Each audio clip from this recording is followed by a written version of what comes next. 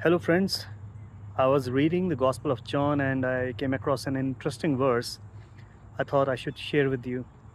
So, this is from the last chapter of the Gospel of John, chapter number 21 and verse number 25. I'll read for you.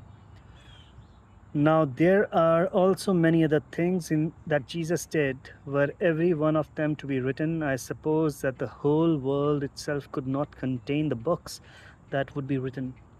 So, what does that mean? In the Gospel of John, over 7 miracles are recorded. Jesus healed the sick.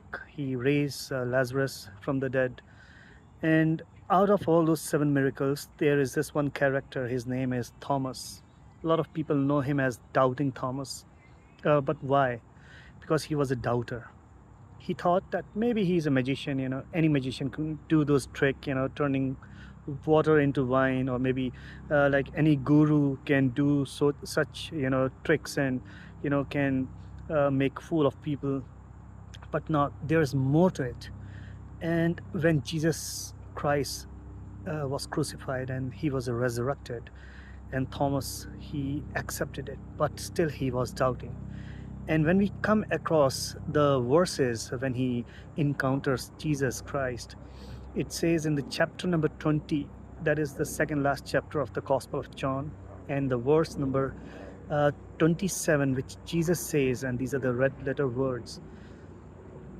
Then he said to Thomas, "Put your finger here and see my hands, and put out your hand and place it in my side. Do not disbelieve, but believe." Thomas answered him, "My Lord and my God." Jesus did not deny himself when he called God. Jesus said to him, "Have you believed because you have seen me? Blessed are those who have not seen and yet believed." But the most interesting is the last verse from the same chapter, which is verse number 31 from the Gospel of John, chapter number 20. It says, "But these are written so that you may believe that Jesus is the Christ, the Son of God, and by believing you may have life in his name."